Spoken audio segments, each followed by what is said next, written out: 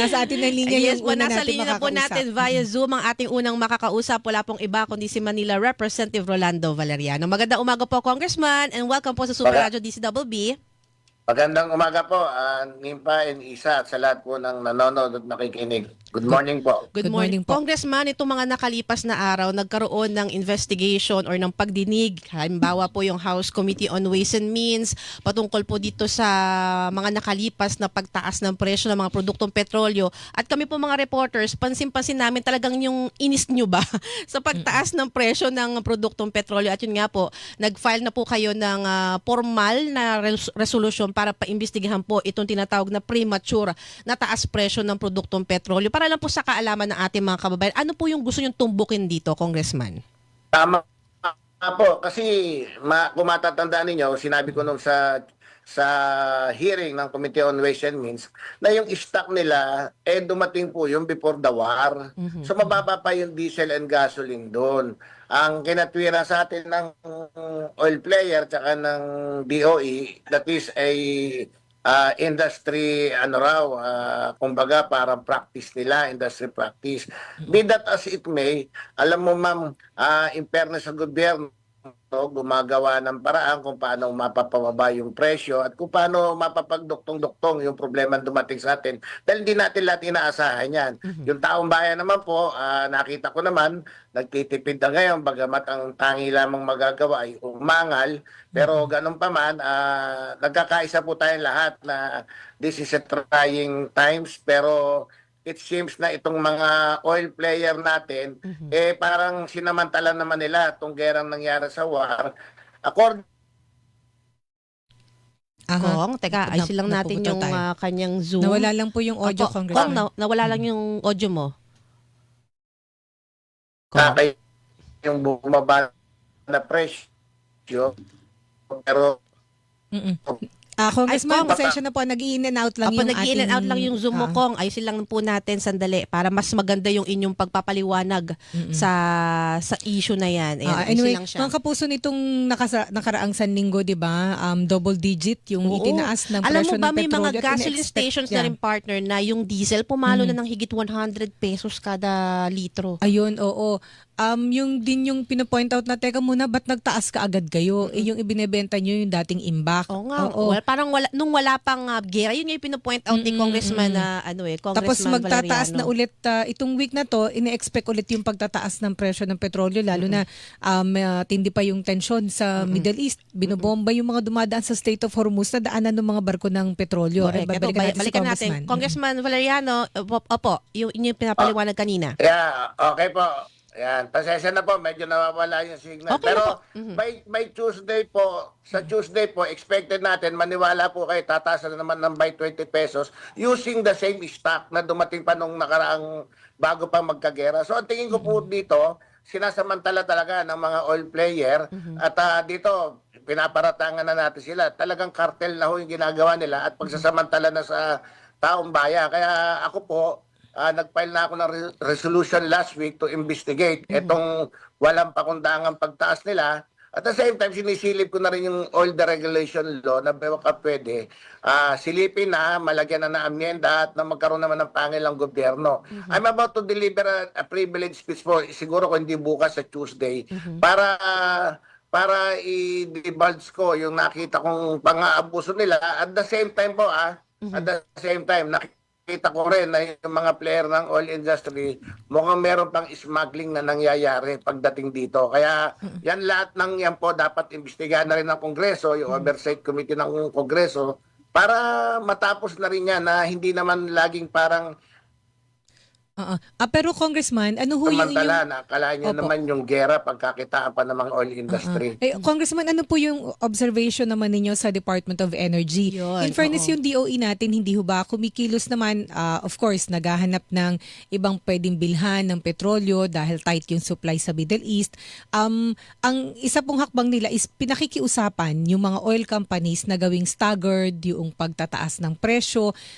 Dun sa ginagawa, sabi nyo nga ho, merong mga kartel, dapat DOE nagbabantay. Sila ho ba ay kid gloves treatment sa mga oil companies? Malamya ho ba sila o siguro bibigyan natin ng tsansa na makabuelo lang muna at iimbestigahan din naman po yung sinasabi po ninyo na mukhang pagkakartel na sasamantala. Congressman. Ang DOE po, nakita ko dyan, dapat bantayan lang nila. Pero kung meron man dapat mag-imbestiga dyan, yung DOJ pa rin po. Nandun naman sa Okay. deregulation law yun. Ang nakikita ko lang, hindi basta kid glove, kundi talagang wala pong pangil, walang hold ang DOE natin because of the deregulation law. Kumbaga, binigyan ng laya itong mga player na to na sila magdikta ng presyo. Yung 30 years ago, noong 1998 po, yung mukhang yung purpose niya para magkaroon ng independent player dito, mukhang hindi po na-serve dahil it seems and everybody will believe na talaga namang nagkukuntsabahan sila, nag-uusap-usap kung paano itataas ang presyo at kung paano ibababa. So hindi Department po of tama Justice yun. po, okay. So Department of Justice po ang tinatawagan ninyo para mag-imbestiga dito. Opo, at nasa deregulation law naman yun na a combination of DOE and DOJ to investigate. Opo. Opo. Kongreso po, ako'y nag-file na ng resolution at ako'y mag-privilege speech by tomorrow or by Tuesday para dyan po, para masimula na rin ng Kongreso at masilip yung libro nitong mga oil player na to. At nang makita natin kung dapat ba talaga magtaas, pero sa aking nakikita po, mukhang talaga sinamantala nila itong sitwasyon na to. Opo, kung kanina may binanggit kayo tungkol sa smuggling, linawin ko lang po, itong issue po ng smuggling, sino-sino yung mga sangkot? Mga big players ho ba yung involved dito, sir? Kong? Para Karamihan para po, delay. small player yan. Karamihan po, mga small player yan. Pero by Monday or Tuesday, pagka-privilege speech ko, malalaman po ninyo dahil kinukompleto ko lamang yung datos ko para hindi naman ako magkamali. Pero definitely po, may involved na mga small player. And if you're talking small player, hindi ito small na 1 million liters. 10 million liters ang inismagel po nila rito, halos kalahati. Oh. At rampant po ito, tuloy-tuloy. Tuloy-tuloy. Ang tawag nila rito ngayon, ship-to-ship o STS.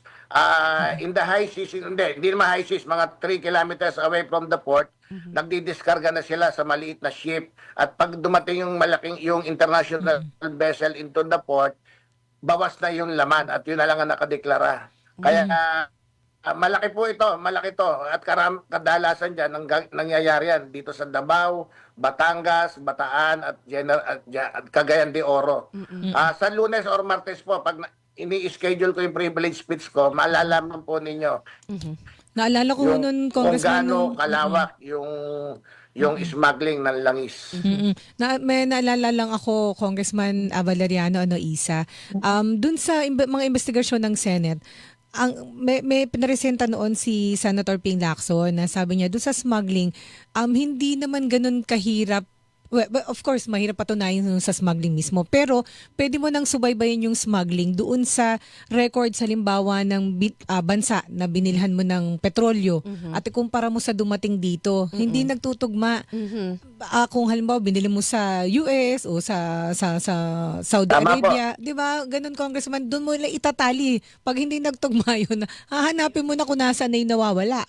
Pag hindi nagtali. Tama kayo, tama po. Napakadaling hanapin niya kung gusto yun lang din tignan. Kaya lang, minsan, siyempre, nagre-relay rin naman ang authority natin sa dokumento na pinipresenta nila. Opo. So siguro, dapat nga ngayon, dito sa Congress investigation na gagawin ko, wag ko kayo mag-alala, mabubuksan po lahat yan at makikita natin. At patutunayan ko rin na talagang rampant ang smuggling ng oil. Kaya napakasakit na nag-i-smuggle at the same time kung magtaas ng presyo, sapul na sapul po ang end user, sapul na sapul ang taong bayan sa ginagawa nila. Yun nga po, Congressman, kasi 'di ba yung sektor ng transportasyon, sektor ng agrikultura, sila po yung isa sa mga pangunahin na bibigyan kasi ng assistance ng fuel subsidy, ika nga. Pero paano naman daw po yung mga ordinaryong motorista? Actually, sa hearing po sa House Committee on Transportation, may isang kongresista po ang nagrekomenda, si Suerte Party List Representative Arlene Ayon. Ang sabi niya, wala muna sanang hulihan kasi para hindi magastusan, di ba, yung mga motorista kapag sila ay nahuhuli. Kayo po, kayo din po, Vice Chairperson po kayo ng House Committee on Metro Manila Development, ano po yung dapat na nakikita nyo na maisuporta man lang sa mga ordinaryong kababayan natin, sa mga motorista, sa gitna po ng napakataas na presyo po ng produktong petrolyo, sir? Ito po by Monday, ipapasok ko rin yung resolution ko na tayo po yung makiusap sa mga tollway na at least 50% lang muna ang bayad habang nasa ganitong sitwasyon tayo. Yun po malaking bagay kasi tandaan ninyo, ang mga dumadaan dyan, hindi lang yung pasaherong pamilya. Yes. Ang dumadaan po dyan, yung mga nag-aangkat, yung mga may dala-dala ng produkto natin. At pagka mataas ang gasolina, mataas ang tollway nila, definitely, ikakarga yon sa end user, kakarga yon sa supermarket, tataas. Pero yung pong ginawa natin na hiningi ng emergency power ng Pangulo, yung pagtatanggal po ng excise tax, which is 10 pesos sa gasoline, 6 pesos sa diesel. Malaking bagay po yun. Ang tatamaan po nun, hindi lang mahirap, middle class, mayaman, lahat po ron tatamaan. Dahil once na bumaba ang presyo, tinanong ko rin naman sa hearing, sa pump price ba, halimbawa ngayon ay nasa 90 yata ang diesel, pag binawasan mo na 6 pesos is equal to 84 pesos. So ganun po kabilis. Ganun. At pag binaba mo excise tax niyan, upon importation, definitely, pag pinasa mo na, alam nyo, hindi naman sa gasolinahan ng malaking tama talaga yan. Ang tama ho niyan ng mga nasa factory, tulad ng mga San Miguel Corporation. Sila yung bumibili ng malakihang portion ng krudo. At kapag mataas po yan, syempre, ikakarga nila doon sa mga produktong ginagawa nila yan. At pag binenta sa atin, tumataas yan. Kaya pagtanggal mo ng excise tax, saka malaking bagay po yon dahil definitely at least man-neutralize natin yung pagtaas ng bilihin. Although tingin ko hindi mo na maiiwasang tumaas ang bilihin kasi nga talagang nasa I think more than $90 per barrel lang gasoline natin. Pero ano to, no, Congressman, yung ibibigay po emergency power para ang presidente masuspinde or mabawasan niya yung excise tax sa petrolyo. Kung ibig sabihin, nasa pasya po nila kung magkano halimbawa kung hindi suspend, kung kaltas, sila ang magpapasya o meron hubang mensahe ang Kongreso para sabihin halimbawa sa executive na dapat ang kaltas ay ganito, 50% Kumbaga sila sa excise tax. magtatakda. O sino magtatakda nun? Diskarte na ho ng Malacanang yon. But, Congressman? Diskarte po ng Malacanang, pero ako naniniwala na papunta po yan sa suspension talaga. At yung sinasabi nga nila, bakit parang hindi yung bat, medyo masalimuot po na kasi kung bat yung tatanggalin natin. Una-una, maraming formula of computation yung bat, not like the excise tax. Talagang diretsong per liter, 10 pesos and 6 pesos reduce kagad. Pero i-clarify natin na yung suspension, kaya nga suspension, sabi nyo nga po, mukhang doon ang direksyon, sandali lang to, pansamantala to, hindi Hindi siya forever forever. na tatanggalin. Kasi, Temporary po. kasi kailangan ng gobyerno yung kita from the excise tax. Go ahead, Tama Kong. po. Ang maximum na binigay natin is up to December sa Pangulo. Pero kung tatagal pa ho yung war, pwedeng extend. At kung iikli naman yung gera na hopefully matapos kagad, pwede na rin pong suspendin kagad ng Kongreso yung binigay na emergency power sa Pangulo. Opo. Ito Kong, sa gitna ng issue ng pagtaas ng presyo ng produktong petrolyo, nagtataasan din yung presyo ng mga bilihin at serbisyo, ang sinasabi ng ilang mga kababayan natin, focus din muna yung ating gobyerno kahit ng Kongreso, wag muna yung impeachment. Isang tabi muna daw yung impeachment laban kay Vice President Sara Duterte. Kayo po, ano pong inyong masasabi rito, sir? Mukhang nakatali naman po ang kamay ng Kongreso do sa impeachment because that is a constitutional mandate na ibinigay sa meron po nag-file ng impeachment at may oras yan, 10 working days para mapunta sa office ni Speaker, merong timetable, lalo na po yung bagong lumabas na Supreme Court ruling. At wala po kaming choice, lalo na yung Committee on Justice na nasa kanila na po ngayon yung impeachment complaint. Wala po silang choice kundi i-hearing yan. if I'm not mistaken, by Monday is the last day na kung saan dapat sumagot yung Vice Presidente natin. Ano po? At after that po, gugulong yan. Total, ano naman po yan, naniniwala naman ako na pwedeng magkasabay, bagamat hindi natin kagustuhan, mapapagsabay naman po yan dahil magagaling naman po yung mga nando sa Justice Committee. At alam naman ng congressman yung priority na dapat gawin. Opo. Si Congressman Shell Jokno po ng Akbayan Party List, nagkaroon po siya ng request or hearing sa Justice Committee na yung pong kustodiya do sa alleged bagman ni Vice President Sara Duterte na si Ramil Madriaga. Oo. Yun nga po, kunin ng Kamara daw yung custody sa kanya. Kayo po, sang-ayon ho ba kayo dito? Kasi para daw sa kanyang seguridad and of course yung availability sakaling ipaharap siya sa impeachment proceedings. Sang-ayon po ako ron, bagamat kinakailangan natin magpaalam sa korte dahil under the custody of the court na yung si Madriaga. At pag pinayagan po, mukhang ako, mas gusto ko nasa kongreso siya. One is, nakabantay yung mga sergeant at arms natin doon. Konti lang yung binabantayan, baka siya lang.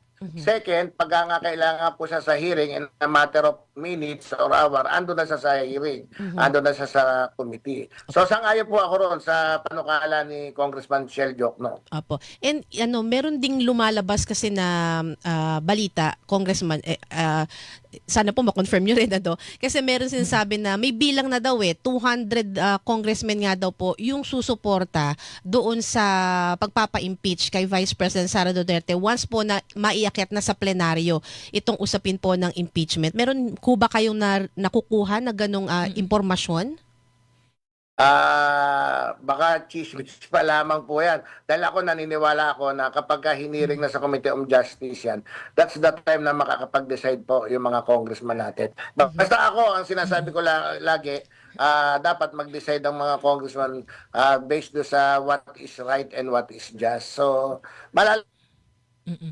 naman po natin yan. Pero yung bilang, hindi ko pa po alam. I do not know kung masusundan yung Committee on Justice kasi naka-54 sila nung nakaraang voting pagdating sa substance and form. So, I do not know. Pero tingin ko madadagdagan, but yung 200 hindi ko po alam talaga pa. So ibig sabihin ngayon, Congressman, hindi garantisado kung mai-impeach si Vice President, ma-impeach ng Kamara. Kasi nung nakaraang Congress, di ba, overwhelming yung numbers overwhelming. Umakit pa nga sa Senate, hindi lang na-trial ang Senate. So this time, hindi po ganun kasigurado, Congressman. Hindi po. Ang kailangan lang naman ng Kongreso is 105. Yun po yung magic number para siya ma-impeach. Second, yung pong bagong ruling ng Supreme Court kasi medyo naging komplikado ng konti. Kung mababasa po ninyo, one is dapat daw yung impeachment act was done during his incumbency as Vice President. So yung pagiging mayor niya, parang sinasabi ng Supreme Court, hindi siya kasali. Pero tignan po natin, kasi I still believe na pagka lumabas na talaga Opo. Yes, sir. evidence sa Committee on Justice, Pumapangit ang signal ni Kong. Nag-in and out. Anyway, nakuha naman natin yung sustansya. Ayan po. Opo, Ayan, sige, Congressman. pakiulit po. Oo. One more try, One more Congressman. try. Yung pong pinapaliwanag ninyo. Ano po yan? 105 lang naman yung magic number sa Kongreso po at bagamat naging komplikado ng konti yung Supreme Court ruling na kailangan daw yung impeachment act niya ginawa niya during the time na siya ay Vice President. Pero never ng justice based do sa what is right and what is just. Apo. Ayun, sino ang ating aabangan. With that po, Congressman Valeriano, maraming po salamat sa inyong panahon sa amin dito sa Bantay Balita sa Kongreso. Abangan po namin yung inyong privilege speech and of course yung mga ifa-file nyo pang reso, particular po dito sa diskwento sa TOL. Maraming pong salamat, Congressman. Ingat po kayo palagi. Salamat po. Salamat po at magandang umaga sa inyo lahat. Okay po. See you po sa Congress. Yan po si Manila Representative Rolando Valeriano, ang chairperson po ng House Committee on Public Order and Safety at Vice Chairperson ng Metro Manila Development Committee. Ayan, mamaya po Hilingan, walang pinoprotektahan.